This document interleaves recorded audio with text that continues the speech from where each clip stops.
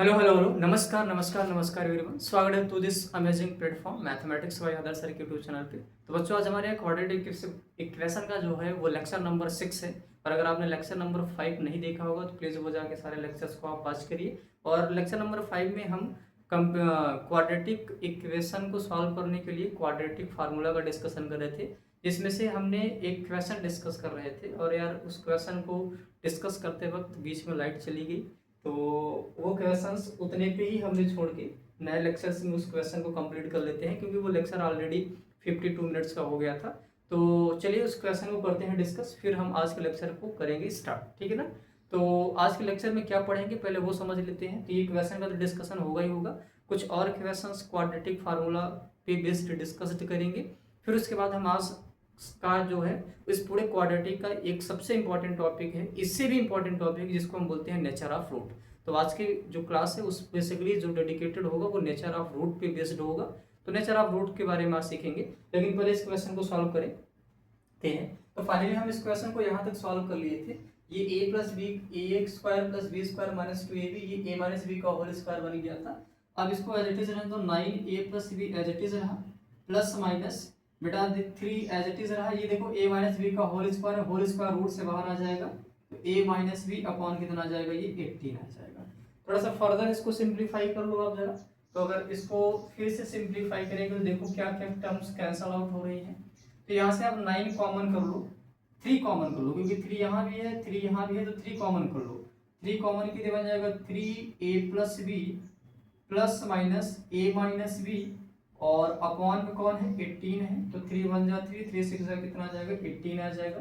यानी फाइनली ये ऊपर की लाइन में इरेज कर दे रहा हूँ। फाइनली ये किसी में कन्वर्ट हो गया, ये कन्वर्ट हो जाएगा 3a plus b plus minus a minus b upon कितना आ जाएगा, यहाँ से 6 आ जाएगा। अब एक बार आप पॉजिटिव साइन ले लोगे तो अल्फा की वैल्यू आ जाएगी 3a प्लस बी, और प्लस की साइन लिया तो a माइनस बी अपॉन कितना आ गया 6 आ गया। अब बेटा ये 3 को अंदर मल्टीप्लाई कर लो तो 3a plus 3b plus a minus b upon कितना आ जाएगा 6 आ जाएगा। सॉल्व करेंगे 3a में a ऐड कर दिया तो 4a आ गया, और 3b से एक b जाएगा तो प्लस 2b अपॉन कितना आ जाएगा 6 आएगा। यहाँ से 2 कॉमन कर लोगे तो 2a प्लस b अपॉन 6, यानी ये आ जाएगा 2a प्लस b, 6 को कैंसल आउट किया तो 2a प्लस b बाई 3, ये पहला रूट आ गया। अब इस बार आप नेगेटिव साइन ले लो तो आपको दूसरा रूट मिल जाएगा, सिंपली नेगेटिव साइन भी यूज कर लेते हैं।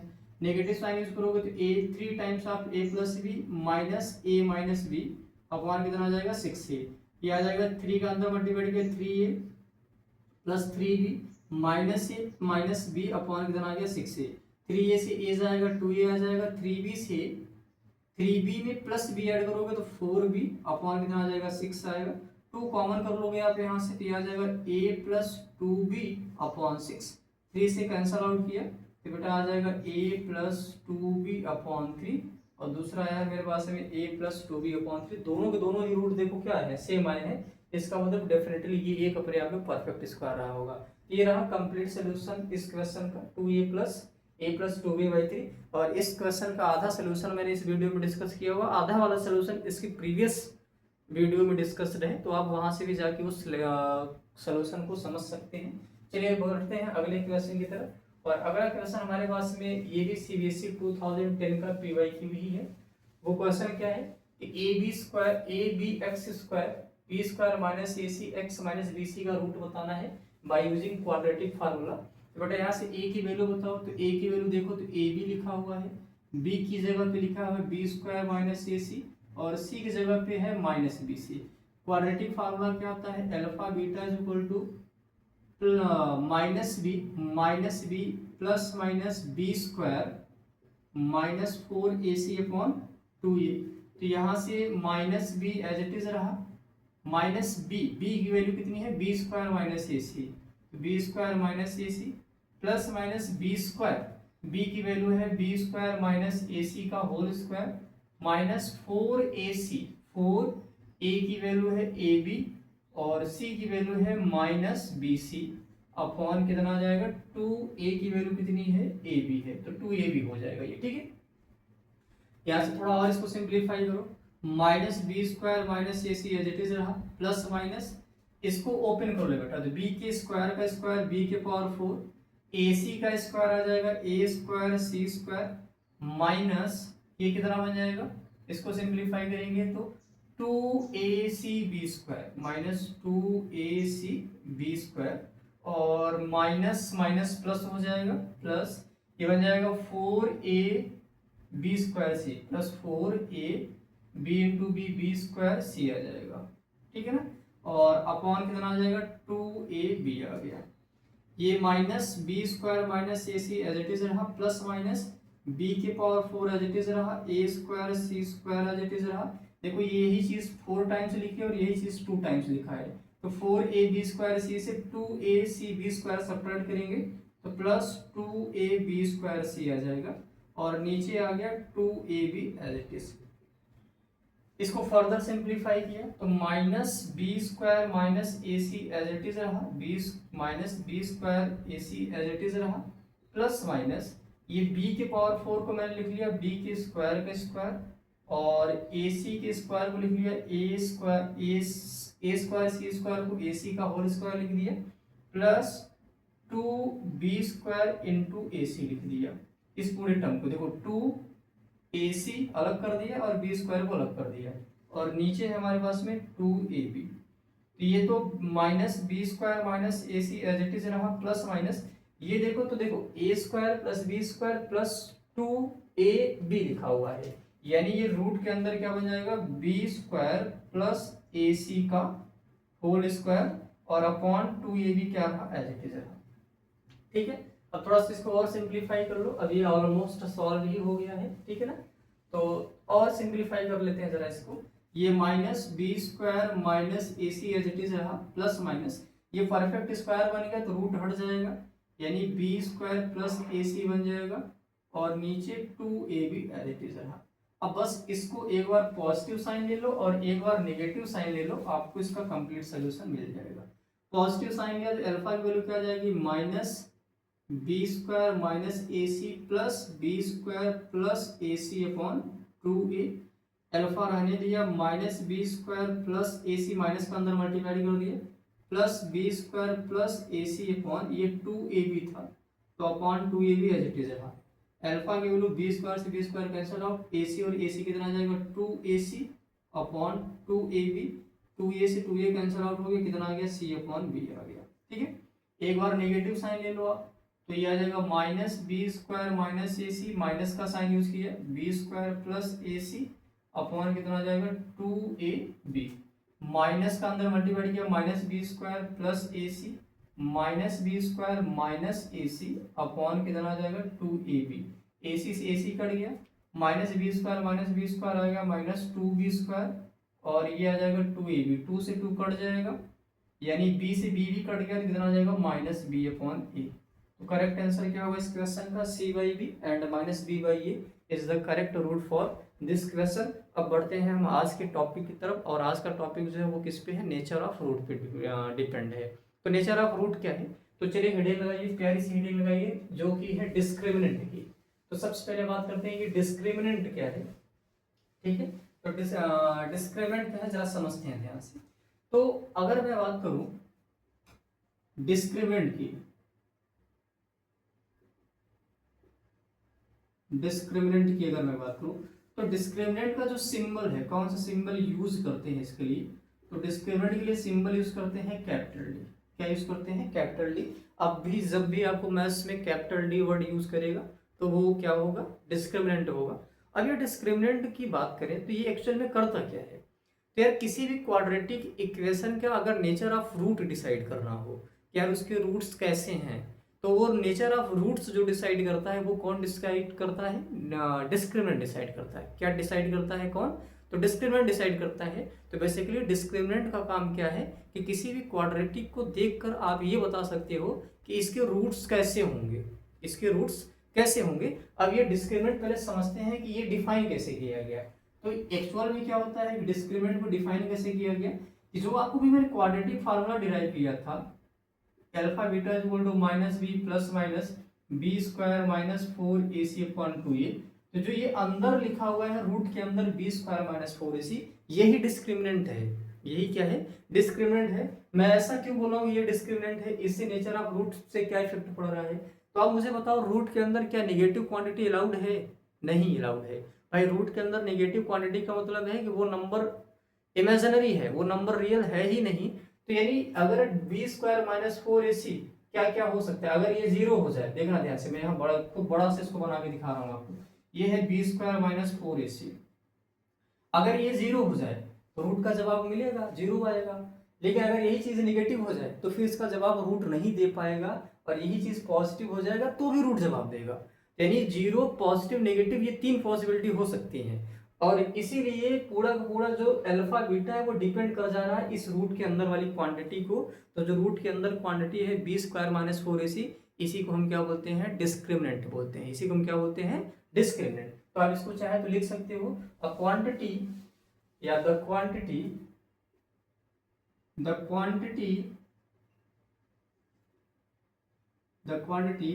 b square minus 4ac is called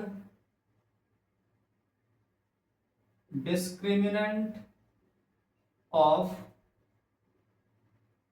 quadratic equation which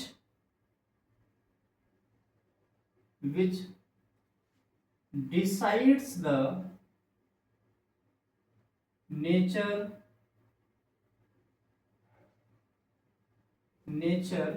of root of given quadratic equation. जो आपको बेसिकली क्या करता है, क्वाड्रेटिक इक्वेशन का नेचर डिसाइड करता है। यानी d इज इक्वल टू क्या होगा, बी स्क्वायर माइनस फोर ए सी। अब इसमें आपको ए बी सी तो नहीं बताना होगा यार, ए बी सी तो अभी तो बता गया है कि बी क्या है, कोफिशिएंट ऑफ एक्स होगा जो क्वाड्रेटिक आपको देगा। ए क्या होगा, कोफिशिएंट ऑफ एक्स स्क्वायर होगा, और सी क्या होगा आपके पास में, कांस्टेंट टर्म होगा। ठीक है ना। तो ये हमारे पास बेसिकली डिस्क्रिमिनेंट का तरीका है। और डिस्क्रिमिनेंट का ओवरऑल फंडा यही है कि आपको ये ही बताएगा कि किसी भी क्वाड्रेटिक का नेचर ऑफ रूट्स कैसा है। अब ये नेचर ऑफ रूट्स क्या क्या हो सकते हैं, चलिए उस पर हम बात करते हैं। ठीक है, तो नेक्स्ट हम बात करते हैं नेचर ऑफ रूट्स। ठीक है, नेक्स्ट पॉइंट हमारे पास में है नेचर ऑफ रूट।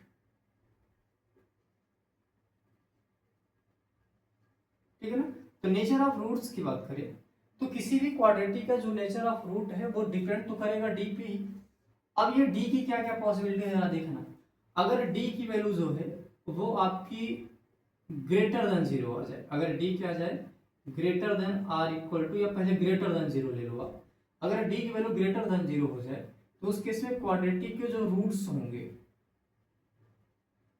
वो क्या होंगे, रियल एंड क्या होंगे, डिस्टेंट होंगे। और अगर डी की वैल्यू क्या हो जाए, जीरो हो जाए, इस केस में जो रूट्स होंगे ये क्या होंगे, रियल तो होंगे ही, एंड क्या होंगे, इक्वल होंगे। ये रियल का मतलब क्या है, बेसिकली वो जो नंबर आएगा वो एक रियल नंबर, मतलब रियल नंबर होगा। रियल नंबर का मतलब होता है माइनस इन्फिनिटी से इन्फिनिटी के बीच के नंबर। मतलब अब तक आपने जितने भी नंबर अपने लाइफ में सोचे होंगे वो सारे नंबर्स क्या होते हैं, रियल नंबर होते हैं, एक्सेप्ट रूट के अंदर नेगेटिव वाले नंबर्स, उनको छोड़ के। ठीक है ना। अब तीसरी पॉसिबिलिटी क्या हो सकती है कि डी जो है वो लेस देन जीरो आ जाए। अब डी लेस देन जीरो हो जाएगा, इस केस में जो रूट्स होंगे वो क्या होंगे, इमेजिनरी होंगे। क्या होंगे, इमेजिनरी होंगे, या इसी को बोलते हैं नो रियल रूट्स। इसी को हम क्या बोलते हैं, no real roots. Here is the three possibility for the checking the root of quadratic equation. One is the when discriminant is greater than 0, then in this condition roots are real and equal, and when d is equal to 0, d equal to 0, sorry, real and unequal. When d equal to 0, then roots are real and equal, and if d is less than 0, then there is no real roots. You have to say that is the imaginary roots. तो ये इतनी possibilities हैं।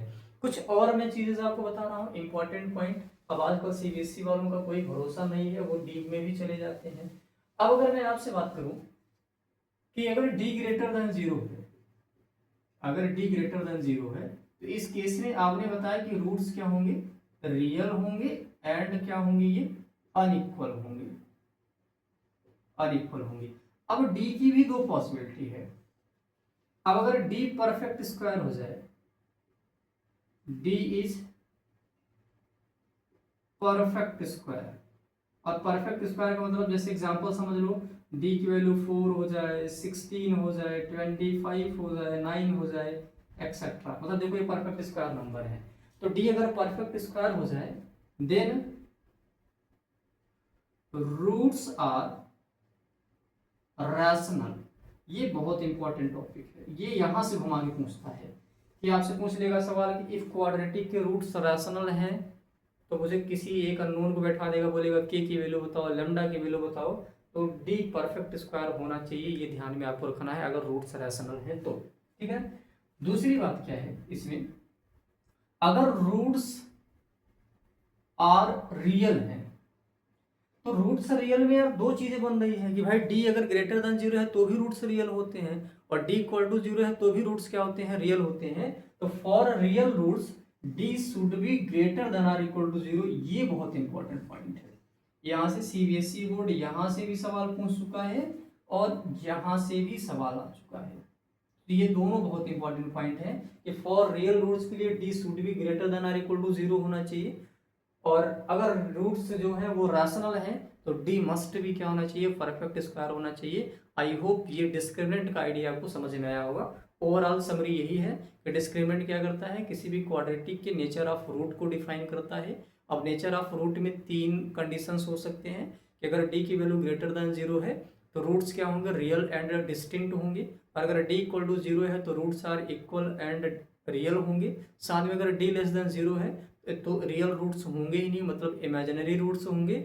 और अगर roots D जो है greater than zero है तो वहाँ भी दो पॉसिबिलिटी है कि अगर डी परफेक्ट स्क्वायर है तो रूट्स रैशनल होंगे, और अगर डी परफेक्ट स्क्वायर के जगह अगर डी रियल रूट्स हैं तो रियल रूट्स के लिए आपको क्या सॉल्व करना होगा, d must be greater than or equal to zero. एक और बात है कहिए तो मैं बता दूं, अगर डी नॉन परफेक्ट स्क्वायर है तो रूट्स कैसे होते हैं, इरेशनल होते हैं। रूट्स कैसे होते हैं, इरेशनल होते हैं, इस बात को आप दिमाग में रखिएगा जरूर। चलिए इस पे हम करते हैं दो चार क्वेश्चंस को डिस्कस, ताकि ये कॉन्सेप्ट बिल्कुल क्लियर हो जाए।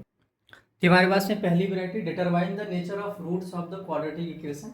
इन सारे क्वाड्रेटिक के आपके नेचर ऑफ रूट्स बताने हैं। तो मैंने बताया नेचर ऑफ रूट्स किस पे डिपेंड करता है, डिस्क्रिमिनेंट पे। तो आपको इन सारे क्वेश्चंस का डिस्क्रिमिनेंट निकालना है, और अगर डिस्क्रिमिनेंट ग्रेटर देन जीरो होगा तो रूट्स रियल एंड डिस्टिंक्ट होंगे, और डिस्क्रिमिनेंट जीरो होगा तो रूट्स रियल एंड इक्वल होंगे। अगर डिस्क्रिमिनेंट लेस देन जीरो होगा तो कोई भी रियल रूट नहीं होगा। यही बातें आपको लिखनी है, ठीक है। चलिए पहला वाला सवाल जरा देखिए, यहाँ से ए बी सी की वैल्यू निकालो। ए की वैल्यू है 2, बी की वैल्यू है 1 और सी की वैल्यू है -1।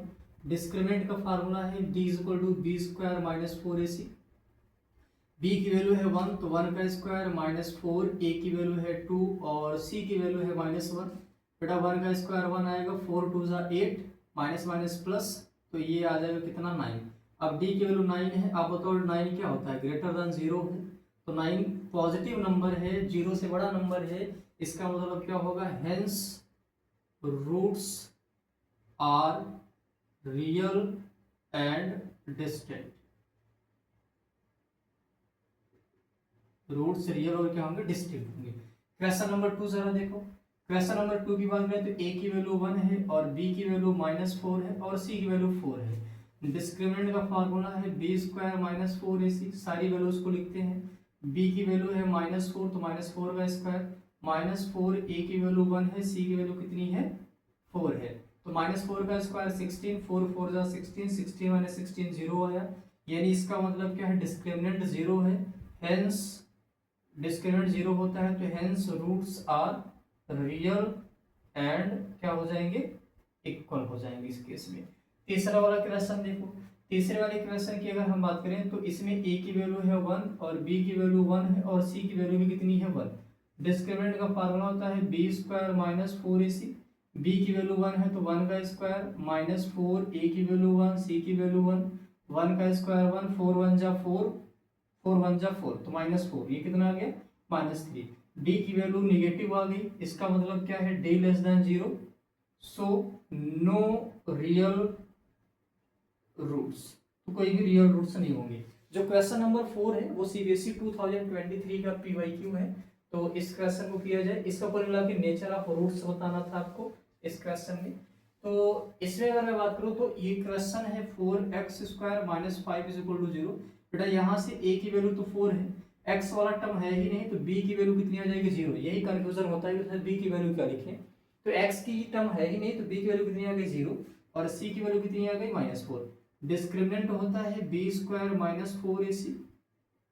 b की वैल्यू है 0, तो ये आ जाएगा 0 का स्क्वायर -4, a की वैल्यू है 4 और c की वैल्यू है -5। 0 का स्क्वायर 0 आया, माइनस माइनस प्लस, 4 4 जा 16, 16 और 5 जा 80। तो d की वैल्यू कितनी आ गई 18, और 18 ग्रेटर देन 0 है। Since d is greater than 0, so real and distant root. तो ये रियल और डिस्टेंट रूट होंगे इस वाले क्वेश्चन में। तो आई होप ये वाली वेराइटीज आपको समझ में आई होगी, जिसमें एक सिंपल सा क्वाड्रेटिक दे और आपसे वहाँ डिस्क्रिमिनेंट की वैल्यू पूछे, तो आप सिंपली क्या करिए, सॉल्व करिए, डी की वैल्यू बताइए और कंडीशन अप्लाई करिए, वहाँ से आपका फाइनल जवाब होगा। ये हमारे पास में रहे बम्पर क्वेश्चंस, जो कि नेचर ऑफ रूट्स पे बेस्ड है। तो इन क्वेश्चंस में क्या है, find the value of k for which given equation has real and equal root. तो सबसे पहली इंपॉर्टेंट बात तो ये है कि क्वेश्चन को ध्यान से समझेंगे और कौन सी कंडीशन अप्लाई करेंगे वो क्वेश्चन ही आपको बता देगा, ठीक है ना। तो इसने बोला है कि आपको बताना है के की वो कौन सी वैल्यूज होंगी जिसके लिए क्वाड्रेटिक के रियल एंड इक्वल रूट्स होंगे। ये सब क्वेश्चन के लिए वैलिड है, और इनमें से आप देख सकते हैं ये वाले से क्वेश्चन 2015 में पूछा गया है, ये वाला क्वेश्चन 13 और 7 में पूछा गया, ये वाला क्वेश्चन 2006 में पूछा गया है, और ये वाला क्वेश्चन 2010 और 8 में पूछा गया। तो मतलब मोस्टली पीवाईक्यू ही क्वेश्चंस हैं ये। तो देख रहे हो ना कितने भर भर के क्वेश्चन एमपी बेस्ड आ रहे हैं। तो ये क्वेश्चन कैसे करेंगे सॉल्व, चलिए एक क्वेश्चन को करके आपको समझाया जाए, ठीक है ना। तो जैसे पहला वाला क्वेश्चन है, ये है 2x²। पहला वाला क्वेश्चन जरा देखना प्लीज। मैं अब इन सारे क्वेश्चन को दोबारा नहीं लिखूंगा, तो मैं पहले वाले क्वेश्चन, हर क्वेश्चन से मैं डायरेक्ट ABC की वैल्यू लिखूंगा। आप उसको प्लीज समझ लीजिएगा कि डायरेक्ट ABC की वैल्यू मैं कैसे लिख रहा हूँ। तो पहला वाला क्वेश्चन ये है हमारे पास में। इसमें अगर मैं बात करूँ तो a की वैल्यू है 2 और b की वैल्यू है -10 और c की वैल्यू है कितनी, c की वैल्यू है k। और आप जानते हो डिस्क्रिमिनेंट क्या होता है, 0 होता है for real and equal root के लिए। डिस्क्रिमिनेंट का फार्मूला है b² - 4ac = 0। b की वैल्यू है -10, तो -10 का स्क्वायर -4, a की वैल्यू है 2 और c की वैल्यू है k = 0। तो बेटा 10 का स्क्वायर 100 हो जाएगा, -4 2 जा 8k = 0। तो 100 = 8k, तो k की वैल्यू आ जाएगी 100/8।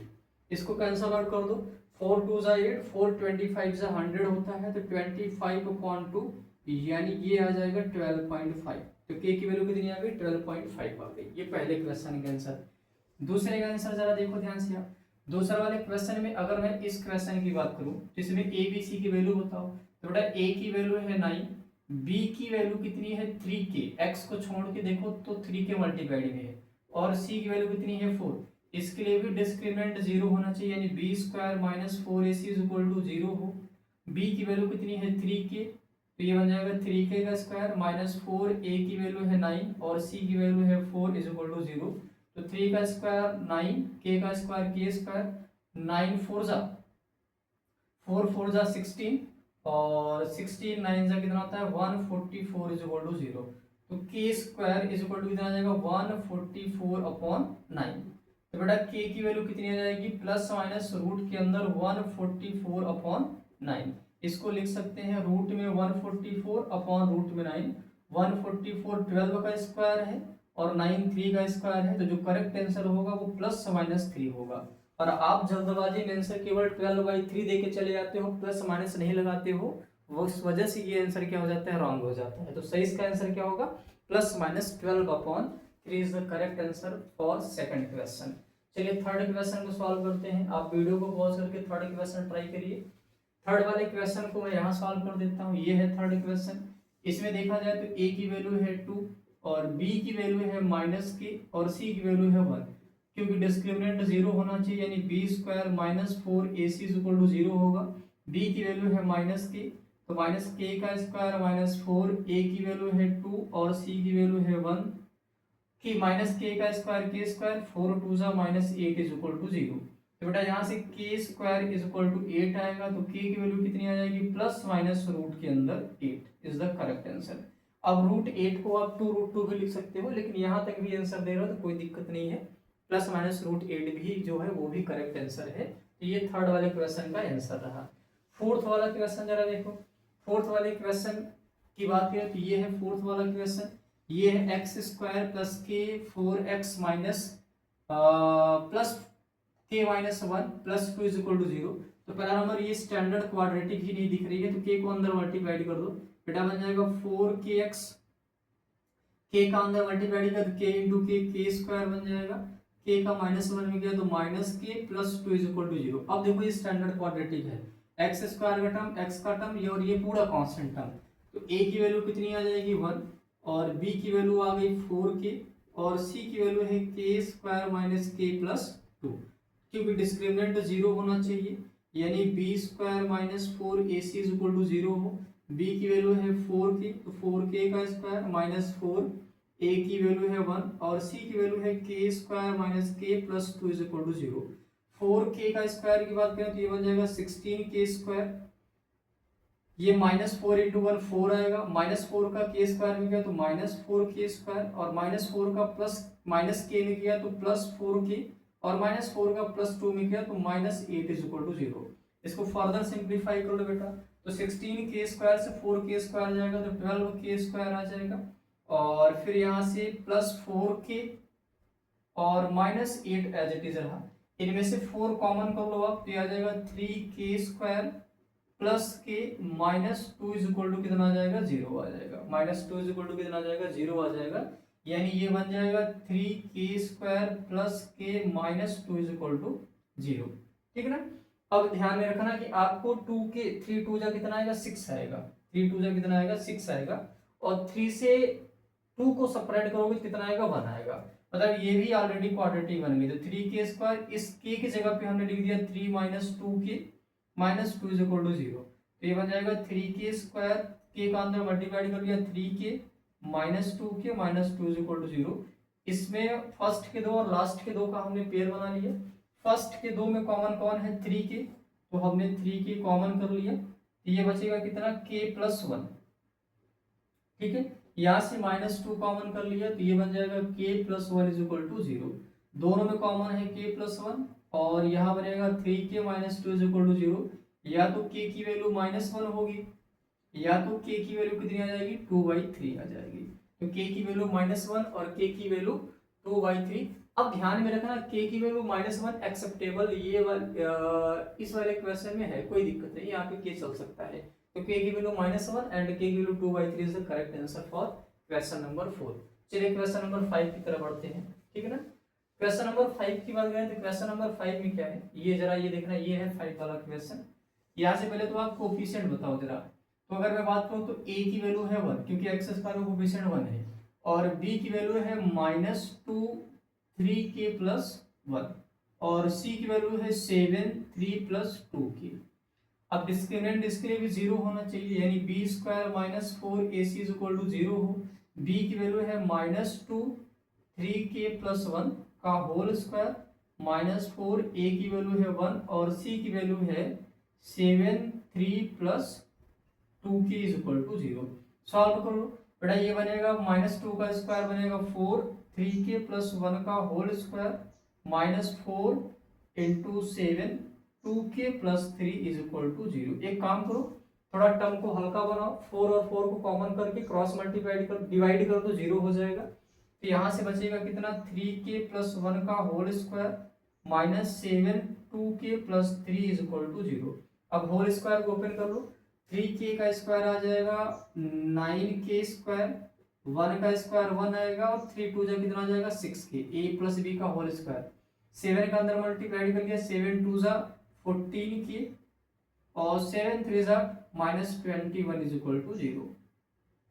9k square as it is रहा, 6k से 14k जाएगा तो -8k आएगा, -21 से +1 जाएगा तो -20 इज इक्वल टू 0। ठीक है ना। अब 20 इंटू 9 कितना आ जाएगा 180 आएगा, 180 के ऐसे दो फैक्टर निकालो जिनको सब्ट्रैक्ट करने पर जिनको सब्ट्रैक्ट करने पर हमारे पास में कितना आ जाए 8 आ जाए। तो 118 के ऐसे दो फैक्टर निकालो जिनको सब्ट्रैक्ट करने पर 8 आए। तो 18 इंटू 10 किया और 18 से 10 अगर आप सब्ट्रैक्ट करोगे तो कितना आ जाएगा 8 आ जाएगा। तो 9 की स्क्वायर एज इट इज रहा, 8 की जगह पे हमने लिख दिया 18 minus 10 k minus 20 is equal to 0। के का अंदर मल्टीप्लाई कर दिया 9 के स्क्वायर माइनस 18 के minus minus plus 10 k minus 20 is equal to 0। First के दो और लास्ट के दो का पेयर बनाया, यहाँ से 9 के कॉमन कर लिया तो यह आ जाएगा के माइनस 2 और यहाँ से 10 कॉमन कर लिया तो के माइनस 2 इज इक्वल टू 0। यहाँ से दो फैक्टर बन गए, एक आ जाएगा के माइनस 2 और दूसरा फैक्टर आ जाएगा 9k plus 10 is equal to 0। तो बेटा यहाँ से k की वैल्यू एक 2 आ गई और एक k की वैल्यू आ गई माइनस 10/9। तो करेक्ट आंसर क्या हो जाएगा, k की वैल्यू 2 एंड k की वैल्यू माइनस 10/9, ये रहे इनके सही जवाब। ठीक है ना। चलिए क्वेश्चन नंबर 7, क्वेश्चन नंबर 7 की बात करें, क्वेश्चन नंबर 6 की भी बात कर लेते हैं। तो क्वेश्चन नंबर 6 को जरा देखो, ये है क्वेश्चन नंबर 6। क्वेश्चन नंबर 6 में a की वैल्यू है k प्लस 1 और b की वैल्यू है माइनस 2k माइनस 1 और c की वैल्यू है 1। सिंस इसके लिए भी डिस्क्रिमिनेंट 0 होना चाहिए, यानी माइनस 2k प्लस 1 का होल स्क्वायर माइनस 4ac। तो a की वैल्यू है k प्लस 1 और c की वैल्यू है 1 इज इक्वल टू 0। ठीक है बेटा, माइनस 2 का स्क्वायर आ जाएगा 4, ये k प्लस 1 का whole square minus 4k plus 1 is equal to 0। एक अच्छी बात इसमें ये है कि 4 दोनों में कॉमन है, कॉमन कर लिया, k प्लस 1 भी दोनों में कॉमन है, कॉमन कर लिया। तो 4k प्लस 1 कॉमन कर लिया तो अंदर क्या बचेगा, केवल k प्लस 1 और यहाँ बचेगा माइनस 1 इज इक्वल टू 0। ये 1 से माइनस 1 कट जाएगा तो एक बचा k, 4k plus 1 is equal to 0। अब 4 तो 0 होगा नहीं, या तो k की वैल्यू 0 होगी या तो k प्लस 1 की वैल्यू 0 होगी। अब k प्लस 1 की वैल्यू 0 हो तो k की वैल्यू कितनी आ जाएगी, माइनस 1। तो k की वैल्यू 0 और k की वैल्यू माइनस 1, लेकिन k की वैल्यू माइनस 1 एक्सेप्टेबल नहीं है। क्यों? क्योंकि 6 में अगर k की वैल्यू माइनस 1 रखोगे, माइनस 1 प्लस 1 0, एक्स स्क्वायर का कोफिशिएंट 0 हो गया और एक्स स्क्वायर का कोफिशिएंट 0 नहीं होना चाहिए किसी भी क्वाड्रेटिक इक्वेशन में। तो k की वैल्यू माइनस 1 रिजेक्टेड हो जाएगी, केवल k की value 0 is the correct answer for this question. इसका सही जवाब केवल k की वैल्यू 0 होगी। ठीक है, चलिए क्वेश्चन नंबर 7। क्वेश्चन नंबर 7 की बात करें तो यहाँ से अगर मैं बात करूँ a की वैल्यू, तो a की वैल्यू है k माइनस 12, b की वैल्यू है 2k माइनस 12 और c की वैल्यू है 2। इसके लिए भी डिस्क्रिमिनेंट 0 होना चाहिए, यानी b स्क्वायर माइनस 4ac बराबर 0 हो। b की वैल्यू है 2k माइनस 12 का होल स्क्वायर माइनस 4a की वैल्यू है k माइनस 12 और c की वैल्यू है 2 इज इक्वल टू 0। इन दोनों में कॉमन जरा देखो, पहले इसको 2 का होल स्क्वायर ओपन कर लो, ये आ जाएगा 4k माइनस 12 का whole square 4k minus 12 into 2 is equal to 0। 4k minus 12 दोनों में कॉमन है तो कॉमन कर लिया, 4k माइनस 12 कॉमन किया, यहाँ तो बचा k माइनस 12, 4k माइनस 12 बाहर चला गया तो ये बन जाएगा माइनस 2 इज इक्वल टू 0। ये 4k minus 12 as it is रहा। ठीक है, और माइनस 2 गया तो k माइनस 14 बचा यहाँ पे 0। तो बेटा यहाँ से 4 तो 0 होगा नहीं, तो k की वैल्यू या तो 12 होगी, क्योंकि k माइनस 12 को 0 करूंगा तो k की वैल्यू 12, और k माइनस 14 को 0 करोगे तो k की वैल्यू कितनी आ जाएगी 14। तो k की वैल्यू 12 एंड k की वैल्यू 14 में k की वैल्यू 12 रिजेक्ट हो जाएगी, क्योंकि 12 रखोगे तो 12 माइनस 12 एक्स स्क्वायर का कोफिशिएंट फिर 0 हो जाएगा। तो ये वाली आंसर जो है वो क्या हो जाएगी, रिजेक्ट हो जाएगी। केवल k की value 14 is the correct answer for this question. तो देख रहे हो ना, k की वैल्यूज भी आ रही है लेकिन उनमें भी रिजेक्शन और एक्सेप्ट वाली कहानी हो रही है। तो रिजेक्ट कहाँ पे होगा, जहाँ पे एक्स स्क्वायर का कोफिशिएंट क्या ना बने, 0 ना बने। अब देखो यहाँ पे 0 बन रहा है, इस वजह से k 12 रिजेक्ट हो गया, k 14 जो है वो सही बन गया। और आज के क्लास का ये रहा आखिरी सवाल, इसको भी कर लिया जाए सॉल्व। इसमें अगर मैं बात करूं तो इसमें k की वैल्यू कितनी है, सॉरी a की वैल्यू कितनी है, तो a की वैल्यू है k प्लस 4, b की वैल्यू कितनी है k प्लस 1 और c की वैल्यू कितनी है 1। अब इसके लिए भी डिस्क्रिमिनेंट क्या होना चाहिए, 0 होना चाहिए, यानी b स्क्वायर माइनस 4ac बराबर 0 हो। और b की वैल्यू है k प्लस 1, तो k प्लस 1 का होल स्क्वायर माइनस 4a की वैल्यू है k प्लस 4 और c की वैल्यू 1 है, तो इंटू 1 इज इक्वल टू 0। इसके होल स्क्वायर को ओपन कर लो बेटा, k प्लस 1 का होल स्क्वायर आएगा k स्क्वायर 1 का स्क्वायर 1 प्लस 2k -4 का अंदर मल्टीप्लाई कर दो, -4k -4 इज इक्वल टू 0। के स्क्वायर +2k -4k -2k आएगा, और +1 -4 -3 इज इक्वल टू 0। 3 के ऐसे दो फैक्टर निकालो जिनको सब्ट्रैक्ट करने पर 2 आ जाए, तो 3 1 जा 3, 3 - 1 2 होता है। तो ये के स्क्वायर -2k -3 को हमने ऐसा लिखा, के स्क्वायर रहने दिया, 2 की जगह पे 3 - 1 k -3 is equal to 0। Further इसको राइट कर लेते हैं, के स्क्वायर माइनस का अंदर मल्टीप्लाई किया तो माइनस के का भी मल्टीप्लाई किया तो -3k प्लस के -3 इज इक्वल टू 0। फर्स्ट के दो का पेयर, लास्ट के दो का पेयर, फर्स्ट के दो से के कॉमन किया तो ये आ जाएगा के -3, और लास्ट के दो से 1 कॉमन किया तो ये आ जाएगा के -3 इज इक्वल टू 0। यानी अब इन दोनों से कॉमन के -3 आया, और ये के प्लस 1 इज इक्वल टू 0। तो के की वैल्यू 3 आ गई, और दूसरी के की वैल्यू कितनी आ जाएगी, -1 आ जाएगी। तो k is equal to 3 and k is equal to -1 is the correct answer for this question। I hope ये लेक्चर आपको अच्छे से समझ में आया होगा। अभी इस पे बेस्ड हम कुछ और प्रॉब्लम्स डिस्कस करेंगे, जो कि अगले वाले लेक्चर में डिस्कस करेंगे, और अगले वाले लेक्चर से क्वाड्रेटिक पे वर्ड प्रॉब्लम जो है वो स्टार्ट हो जाएंगे। ठीक है, तो क्लासेस कैसी लगी, अच्छी लगी, जो सी भी लगी, आप कमेंट बॉक्स में कमेंट जरूर करिए, और क्लासेस को देखते रहिए, क्योंकि इन्हीं सारे क्लासेस से आपसे सवाल पूछे जाएंगे और इन्हीं क्लासेस में से भी सवाल आएंगे। ठीक है ना, तो चलिए आज की क्लास को करते हैं यहीं पे फिनिश्ड। थैंक यू एवरीवन, पढ़ाई करते रहें। ठीक है, बेस्ट फॉर ऑल।